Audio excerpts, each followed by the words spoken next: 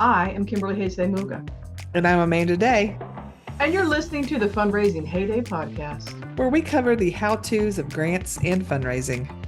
and how to change the world for better through better practices in philanthropy. Well, thanks for joining us today. Did you know that in addition to hosting the Fundraising Heyday podcast, Kimberly and I have a training company. It's called Heyday Services. And one of the services that we offer is one-on-one coaching. So we are thrilled to work with people on things like if you need help beefing up your grant writing skills, or you want to learn how to build a grant team within your organization, or maybe you're working hard to educate up and make your bosses and board understand that grants is not a solo sport and that it's complicated and sometimes you need to say no to grants and all of those fun things. We can also help coach you if you're thinking, I've been doing this a long time and I'd really love to start my own consulting business, but I don't know where to start. That's just a few examples of things that we're happy to help coach you through. So if you are interested in that and all, head on over to our website, heydayservices.com. And at the top, there'll be a kind of a training button you can hit, and coaching will be one of the options that you can find. And just we have a couple of different packages depending on how in depth you need to get. So you might want to check that out because I know Kimberly especially loves coaching. I really dig it. I love that one-on-one where I can just listen really deeply and help you.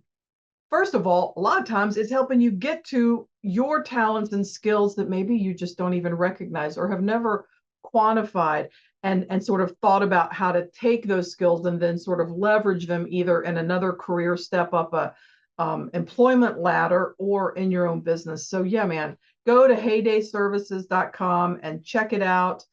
If you want to reach out even more directly, just shoot us an email at hello@heydayservices.com, HAYDAY services.com. So hello. So today we are going to talk about something that I have changed my opinion on through the years because I learned more. And I believe that if, that's just as important to share as the latest research on trends in philanthropy. If it's like you were doing something, and the you being me, that I was doing something that at the time I thought was great, and now it's not so great. It's part of a bigger picture, and it's really we're going to be diving into the sort of the myth of overhead and how it relates to fundraising and grant writing. So we are absolutely thrilled that SNF Writing Solutions is our podcast sponsor for the second half of 2024, season 7, if you can believe it. Founder and CEO Stacy Fitzsimmons, a self-proclaimed data geek, is a seasoned grant pro who's raised and managed hundreds of millions of dollars. She's a certified compression planner, and she has broad management experience across a lot of different industries like restaurants, retail, technology, healthcare, nonprofits, the arts, and state government. She is sharing her decades of experience bit by bit with us, so take a listen. Stacy, what are some of the most common mistakes that consultants make? And maybe we'll do a top 3. Oh, top 3. I think the first one is taking on projects maybe that they're not suited for. And I'm all for growth as a consultant, don't get me wrong, and really expanding what you can do and what your expertise is. I'm absolutely all for that. But I think a lot of kind of the questions that I get and the follow-up that I get from clients that maybe had to go a different route with the consultant is that the consultant just wasn't really ready to take on the project that they said yes to. I think a second one is not managing clients well. There's this mentality out there that the client or the customer is always right. And I have to say, I don't agree with that. Sometimes the client is absolutely wrong. And especially when it comes to what the submission requirements are or what the funder is looking for, like we have to have that space to be able to push back and say no. And I think the third, probably, I don't know, I hate to call this a mistake, but the third thing is taking on more than you can handle, and guilty party of one right here. Um, but really trying to manage that project load, and not taking on more than you can handle at a time. I think that's something that, we all learn as we go as to what we can handle, can't handle. And I mean, this can be a growth experience if you take on more than what you've always handled. And if you handle it, great. If you don't, you've definitely learned some lessons. But I can say, doing an all-nighter in your 20s is very different than doing an all-nighter in your 40s. Woohoo. Hmm. To find out more about Stacy Fitzsimmons and her incredible team at SNF Writing Solutions, visit snfwritingsolutions.com. If you want the tools and resources to up your organization's grant game, check out their services provided page and reach out to them today. So, Amanda, have you ever heard a nonprofit say something along the lines of 100% of your donation goes to where it is most needed? Or maybe a funder tells you, we don't fund people, we fund programs. Yes, sadly, more times than I can count have I heard both those things. In fact, recently I was just listening to a podcast that Julia Campbell had called out on LinkedIn about the host of this podcast was basically saying, yeah, nobody trusts nonprofits anymore or charity because so much of their donation goes to overhead, and that's just wrong. I'm kind of summing up what he said, right? And it is this myth that is out there, and basically they're getting at, if you don't have a low overhead, you're not a well-managed nonprofit. Or for funders, it's like if you don't have a low overhead, then we don't want to fund you. And for people who work in nonprofits, I think it's one of the most frustrating things to hear. And so we're gonna get into why that is as we delve into this overhead myth. So let's just roll out a definition so that we have common ground for you, our listeners, and for the two of us as we move through this. Um, Overhead can be defined a lot of different ways, but let's just go with the National Council on Nonprofits. They define it as a combination of management costs, general costs, and admin costs. That kind of matches up. If you look at a 990, you'll see those three categories: program management, program management and kind of general, and fundraising. So there's some common elements there. And I'm not saying it's good that it's done that way. I'm saying that's how it's done. But let's dive into it and see what needs to change.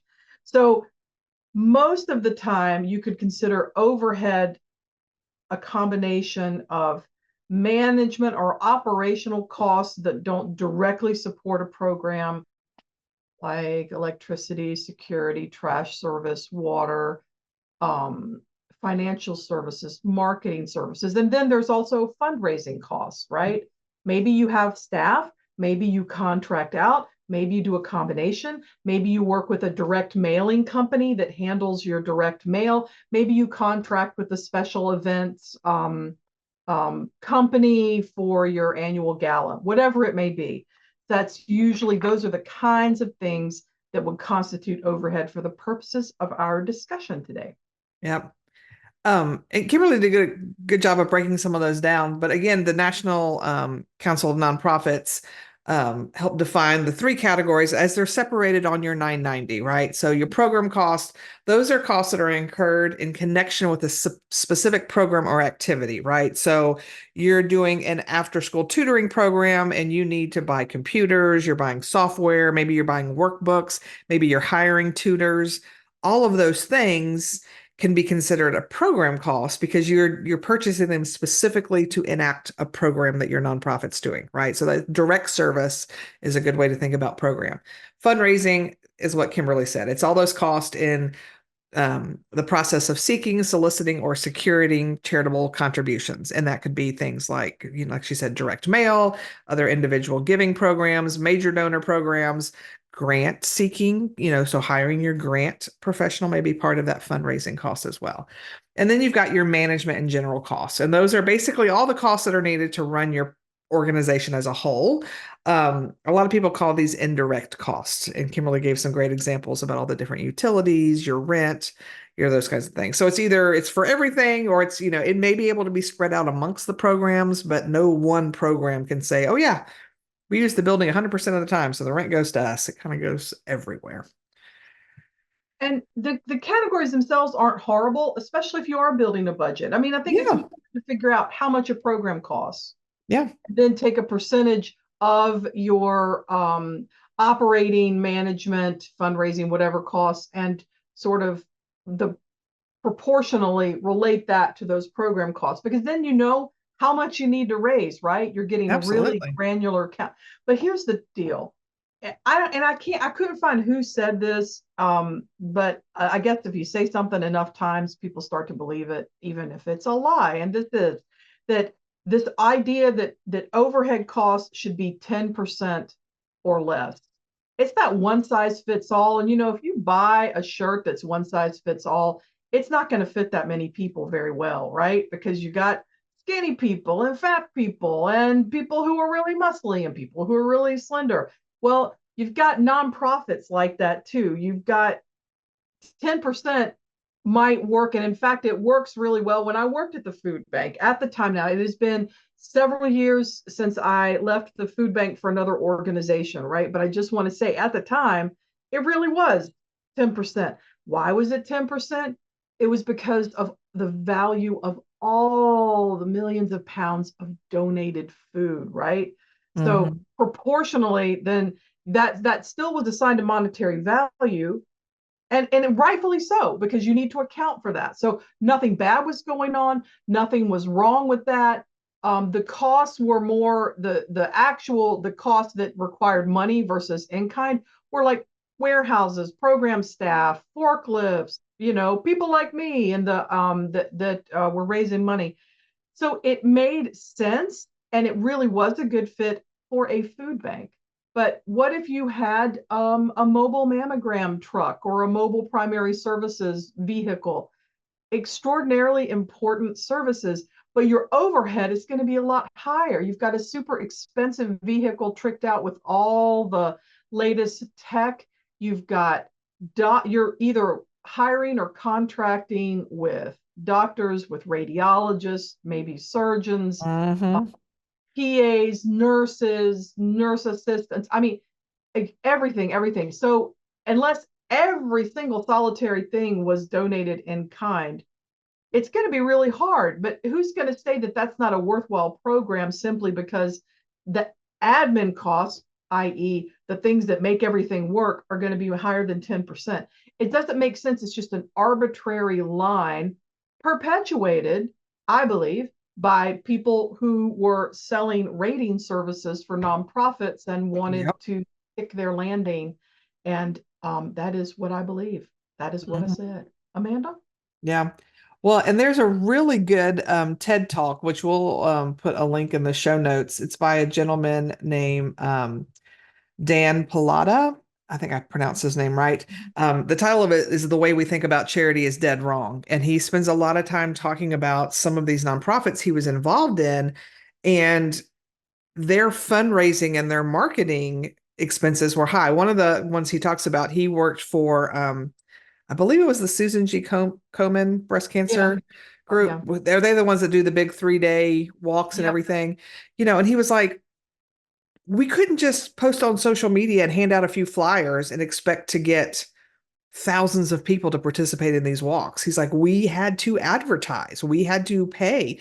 And he's like, yes, our marketing and our fundraising expenses were high, but guess what? Because it was higher, we brought in the return on investment was so much better than it would have been if we had kept it, capped it at 10%. So I'll put the link there because I think he does a fantastic way of explaining, and he talks about how nobody complains about the business world. Like Apple iPhone, how much money do you spend advertising for iPhones? It's too much. You shouldn't be doing that, you Or your know? people are paid too much. The Yeah, iPhones cost too much. You need to do something about that. You can exactly. imagine the uproar if Yep. people also Dan Pilata's been talking, has been preaching about this for more than 10 years now. This Yes. is not a new discussion, Nope. but we're bringing it up again because it's not going away. Nope, It's hadn't been solved yet. So, and we know this because foundations still often ask on their grant applications about what is your overhead percentage.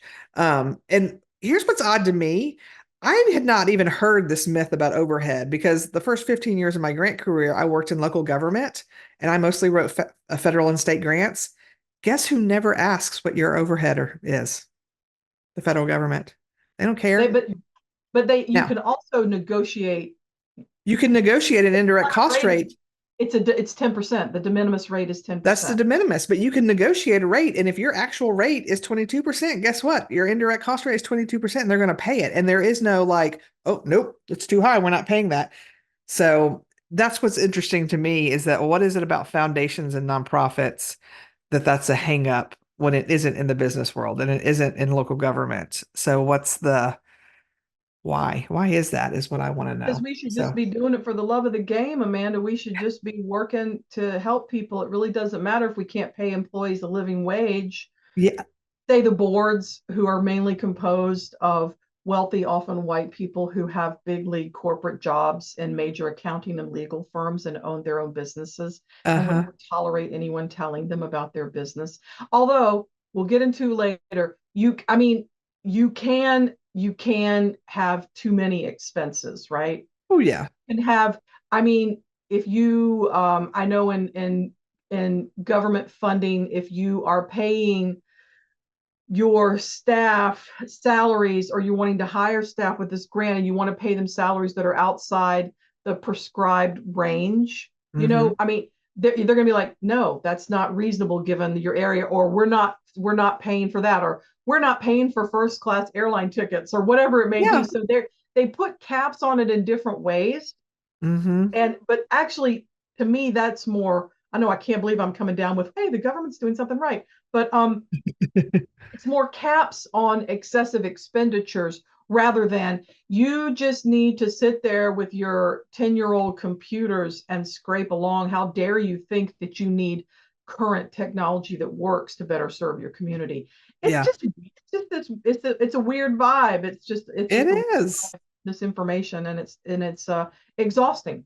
Yeah. Well, and it's not only, sometimes the board and your funders, but like I have heard just friends of mine talk about, oh, I won't donate to that charity because their overhead is high. And I'm like, what do you mean by that? Why do you think that's right? Now they can never articulate. They just like, well, most of the funding is not going back to the people they're serving. And I'm like, but it is because you can't you can't run a nonprofit without overhead, because let's think about what things overhead are. A lot of employees are overhead, right? Your executive directors, accountants, often your grant professionals, your development directors, your janitors, potentially. I mean, there are a lot of people that are overhead.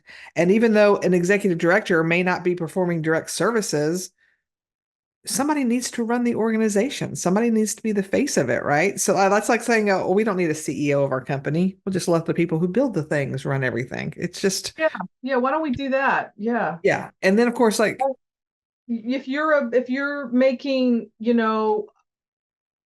60 times what your lowest paid employee, right, in your company that you own and have built on billions of dollars, and now don't do anything with those dollars but maybe try to go to the moon, maybe, then but you are, a lot of times the employees that you've built your business on are the ones that are going to the nonprofits because they don't get paid enough, like a living wage.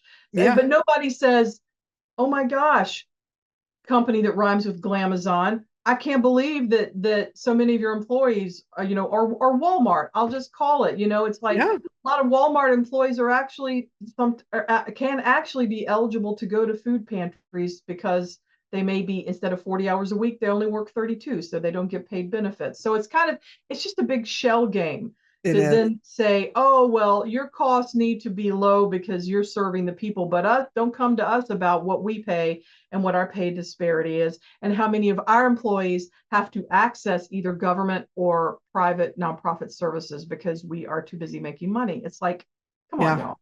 Come Yep. on, y'all. Yep. And everyone who buys into that, yeah, it's sort of a well, let's have these people helping other people so we can feel good about, you know, buying another cruise ship ticket or whatever it is that we're doing. But we can't give them too much money because they're going to take advantage of us. And it's like people who work at nonprofits, most of them, I'm going to say nobody's got time to think about scamming you out of your dollars. No, they're doing the work. Sure, they're people. Sure, they're bad people. But there are a lot of bad people in the business world too that do super questionable things. In fact, I would argue that there are more. So it's like that. I think it's just the way myths get started. Enough people repeat it. Yeah. Enough people trying to push things like charity rating services, which I have participated in, which I wanted to, it's like, oh my gosh, I want these organizations to get a 4 stars out of 4 for being really good. And you know how they're being really good little puppies is that they have low overhead. And Uh-huh. that is just not, I mean, Boeing, a company certainly that is having some big time troubles, not thrilled with the plane construction, not thrilled with the media reports right now. But nobody went to them maybe in their glory years 10 years ago when planes actually worked and they were selling a bunch of them and said, you need to spend less on your overhead so that you can make more money when you sell planes. Because scrimping, as we have seen, scrimping on key pieces of operational costs around these complicated machines can result in bad things happening, like pieces of them peeling off in midair. So the same thing can happen when you're like, oh, well, nobody really needs a living wage to work in a early childhood development program. No, we don't need to subsidize those kinds of costs because even though they're really important, those all they do is just play with little kids all day. Yeah. That's such an easy thing. Said someone who lost their damn mind during the pandemic when they had their children 24/7. It's just Hmm. it's a sad, selfish outlook that it saddens me that it's still around, that after all these years we're still talking about it. But we are. Yep. Things haven't changed. Well, and I'll go back to that same podcast I mentioned at the earlier. They were interviewing a charity who claims 100% of your donations goes directly to services. Now, the way they do that is they basically have two separate sets. They have two bank accounts and they do two separate sets of fundraising, right? One of it, yes, you can choose to have, I'm going to pay for services only. So 100% of my money. They can only get away with that because they also have people that understand how it works and people that are donating almost to overhead strictly. So they've got two sets of fundraising things. So how they can say that is it's not that they don't have overhead, they're just paying for it through another fundraising campaign, right? And they kind of have it separated. So they've got that, but they claim it everywhere, 100% of your money. They don't really talk about the fact that we still have overhead and we're still having to raise money to pay for it too. So in the scheme of things, as an organization as a whole, it's not 100%. It's just the way they have separated their two fundraising and their two funds. So And the it's still a organization, lie, but they claim it because it makes them sound good and it makes everybody else look bad, right? I'm not going to say that Charity Water is a bunch of liars, but I will say that they are playing with, it's like 100% of your money, not 100% Yes, every donation. So, exactly. and they've done outstanding work. Water Yeah. is important, but part of the reason it's like 100% of your donation goes here. So it's like they've set up a restricted fund Yes. program costs. And then they have Uh-huh. another fund, as Amanda said, for more general overhead. So if they're getting grants, which I'm not sure they are, but if they are getting grants, it's probably being directed toward program costs.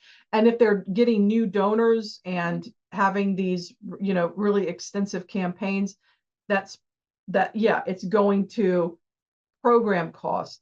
And I guess what makes me sad about it, again, it perpetuates That's that the thing. overhead is Yes. bad. But I mean, just slow down and think about it. It's like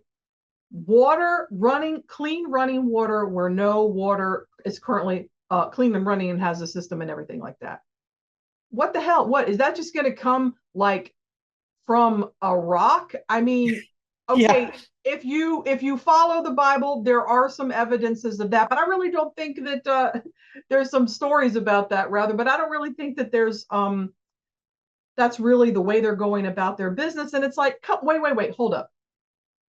Somebody's got to dig the holes, lay the pipes, calculate that grade land. Someone's got to do all this, or are you making the people that you serve get out and do all of that? Yeah. Which Somebody's got to do the logistics to get all the equipment and supplies to the place where you need. but Yeah. and it's a part of the program, right? It's a part of Yeah. bringing clean fresh water. And I do not know anyone who works at Charity Water. I do not know what goes on at their board meetings and their planning meetings, but you know what, they're playing into this because that is the way that they get more money, so they're Yeah. perpetuating it. And Yeah. it's something that I did at the food bank. Not I didn't wake up and go, I know, I'll perpetuate a stereotype in order to bring in more money and make my grant revenue bucket for this year, fill it up. No, but I was like, not understanding the thought behind it. I was like, wow, we really are. I mean, if you look at this number and you look at the value of our donated food, we really do have this. This is really good, right? People are going to dig on this. And it was the age when Charity Navigator and other companies of that ilk were coming out and going, no one should. We're going to rate charities, and we're going to tell you what you should be doing regardless, and we're going to set this rule because if you work for a nonprofit, you don't deserve comfort. You got to get out there. You're doing it for the love and blah blah blah. And where I was at that time fit into it. So I did that. I did that for, gosh, at least 4 or 5 years. It's like, oh, yeah, yeah, 10 cents on every dollar. Only 10 cents on every dollar goes to our general operating costs. The rest goes directly out in the community. But hey, guess what? You need general operating. You need to have lights and computers that work in order to communicate and build things and Yeah. and have logistics. You need to have trucks, parking spaces that are secured. You need to have, your tires rotated, all of those things, Yeah. all of those things. So it's okay if you're realizing that you did it or you're doing it, but once you know, you know. And we're going to talk about in a few minutes things that you could help mitigate that. Yeah. And I know I've spent a little bit of time talking about this before, but if you buy into it and everybody's just being squeeze, buy a board, maybe populated by some attorneys that bill $450 an hour, or, CEOs or COOs or upper management at huge companies that make close to six figures a year or over or much more than that. It's like, oh no, you can't have computers that work. You can't offer professional development.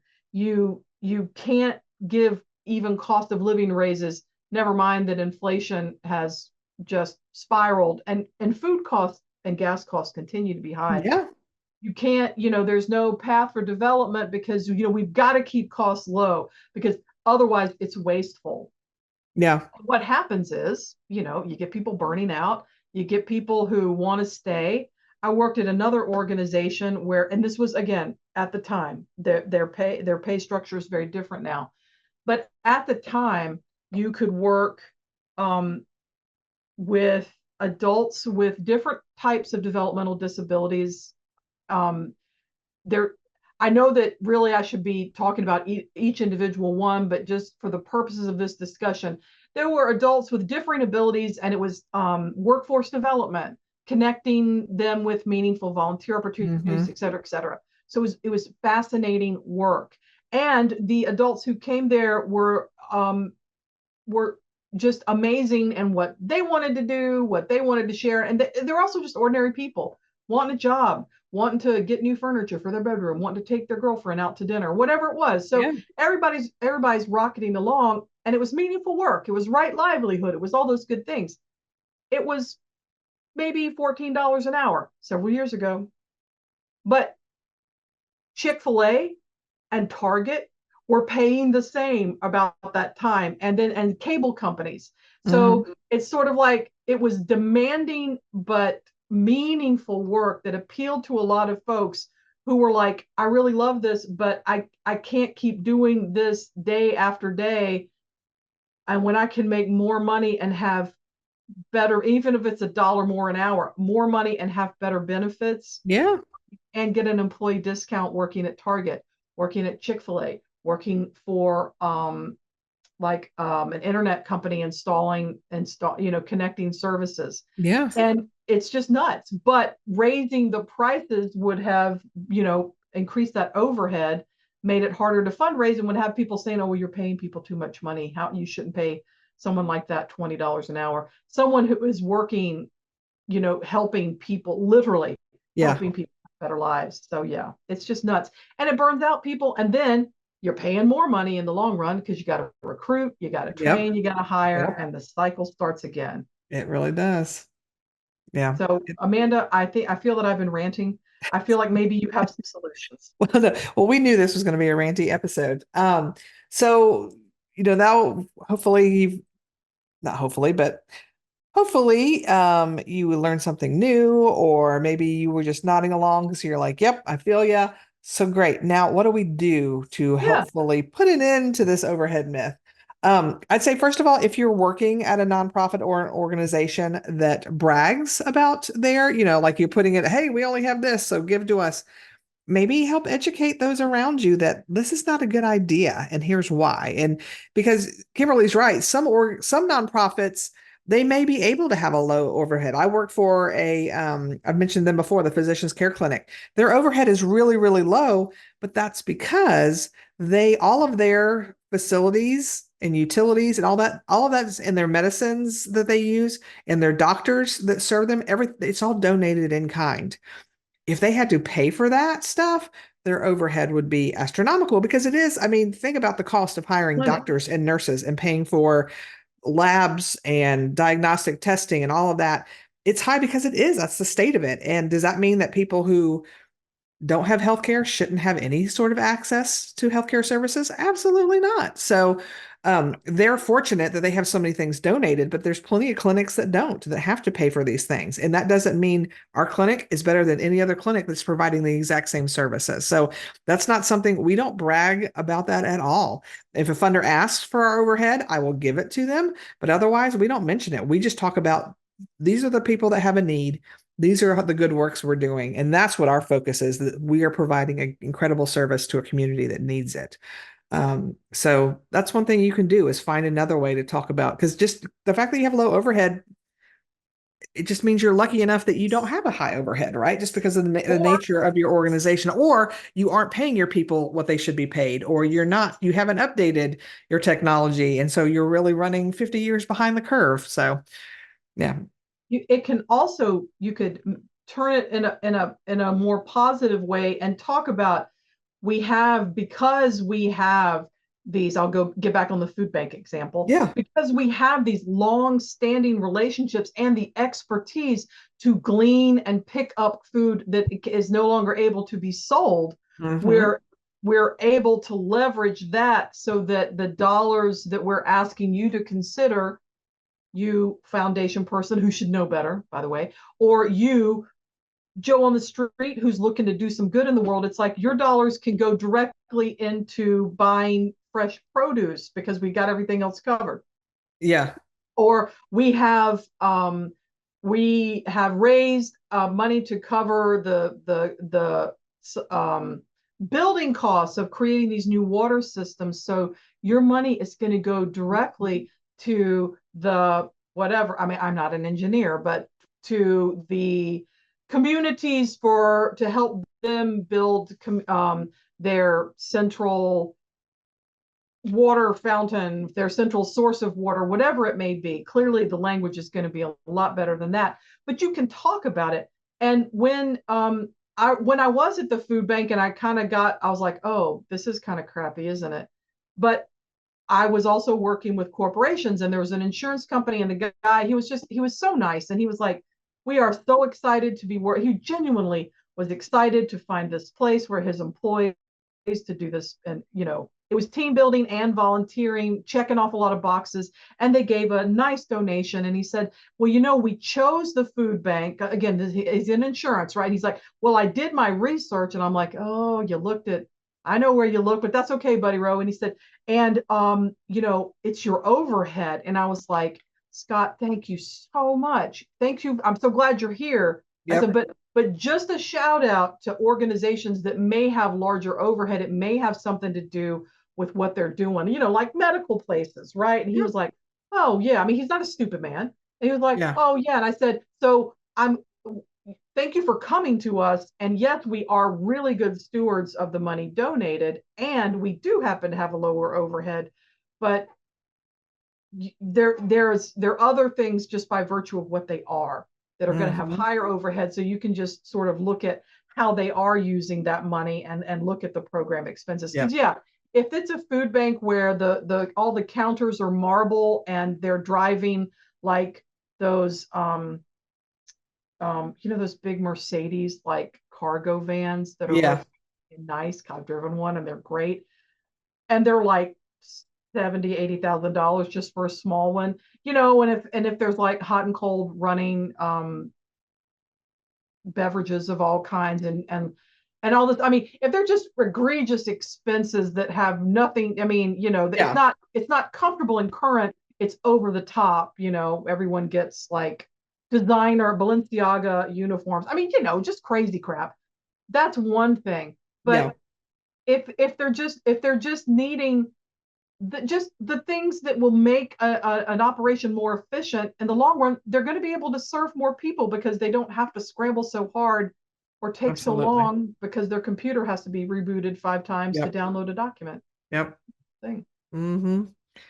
And that goes into what Kimberly's saying. Another thing is to educate your friends about this, especially a lot of the ones that are in the nonprofit world, we already know. But just think about your friends that you go to church with, your kids play baseball together, you're in the PTA, whatever, your neighborhood friends, that when they start making comments about, oh, well, yeah, I don't donate there because their overhead's so high. Ask some questions like, hey, what do you mean by that? What do you think is too high? What type of organization is that? Have you, like Kimberly says, have you thought about the fact that they need a high overhead? What do they need? Do they need doctors? Do they need tractor trailers? What? Yeah, absolutely. And also stop saying, if you're one of those organizations, 100% of your funding goes here. It could be like Charity Water you're talking about. Then there needs to be a caveat. And we can do that because we also have donors that pay our overhead. Because just saying 100% of your donation goes directly to program, they're basically saying they have zero overhead, even though they don't. And they're not saying it out loud, but that's the implication, the way that is. So just watch your wording when you're talking about that, because you're hurting other organizations who don't have the ability to run that same way. Well, and ultimately you're hurting the communities that you're partnering with and other organizations partnering with to get the help. And it's not right, but it can be one person at a time, and you don't have to be combative about it. You can just simply ask the questions. Well, how much is what is driving you about the overhead? What kind of, like Amanda said, what is it about that? Or how much is too much? What do you think it means? What do you think? And just draw it out and just see, because a lot of times, especially in those kind of situations, honestly, people are just parroting things that they've heard. They may have heard from financial, super popular financial podcasters or broadcasters that they really trust. And that's where it's coming from. Yeah, absolutely. And, I just have to disagree. I think that's a real damaging way to look at things. So And the last thing I would just say is, if you know people who are propping up that overhead myth and you have the ability to say something to them, do it. And not, I'm not so naive to think, oh, if I tell a funder this, they're going to change their ways. Probably not. But if enough of us finally say something, will they at least start to think about it? Maybe I'm just one of 30 people, but it took that 31st person for them to finally go, we've been hearing that a lot. Maybe we should look into this. Or maybe you're a part of something with More Than Grant Writers, or crappy fundraising practices and community centric fundraising. There are all kinds of groups where you can be part of a group effort. or you Yep. can leave reviews on Grant Advisor. You can do, there's all kinds of things. You don't have to have your big breakout moment where you hold up a sign saying unfair, during a board meeting, although that would be awesome, and tell us about it if you do that. Yes, But please. there are lots of ways, and Yeah. just saying that you're just one person or you can't speak up, I'm just going to gently say, no, that's not true. There are a lot of things that you can do as a group, even, or behind the scenes, or in written ways. You can do it, and it's going to be okay. And if we don't do it, this will just continue, and it'll actually make it harder for you to get your job done. So Yeah. there is also that. Well, and even if maybe your organization doesn't do this, but if you can educate your board members about this, because at some point, people who serve on a board, they're probably going to be serving on other boards eventually if they haven't already, right? So if you can just plant that seed so that then when they move to the next organization, they're like, hey, I've heard this isn't a good thing. Why are we bragging about this? Or why do we keep pushing this agenda here? And so again, as much as you have the opportunity to educate people in the nonprofit world that may not know about this, you may not know the trickle down effects that it has, but it's going to happen if enough of us start doing it. So, heck, another thing you can do is just share this podcast with somebody. If you're like, I don't feel real comfortable, you can say, hey, there's this podcast I love. Check out this episode. Why These not? nice ladies are going to be ranting for a long time. I'm so proud of myself. I didn't cut this whole time. You didn't. So it's safe for work. A podcast episode safe for work. Absolutely. So thanks again to today's sponsor, SNF Writing Solutions. If you want to learn more about all that Stacy and her team offer in terms of resources, coaching, grant writing, and more, visit snfwritingsolutions.com. So I just want to say, as always, thanks for listening. But sort of in closing, I just want to say that those kinds of beliefs that we're talking about, those myths about the word overhead and how it's a bad thing, they're not going to go anywhere unless we talk about it and take some action to affect change. That's the only thing that's going to make it go away. Very true. So, we're honored that you chose to spend time with us today. As always, please join us again in 2 weeks. We're going to be talking about right-sizing your nonprofit to fit the workload. We hope you'll join us then. See ya. Bye.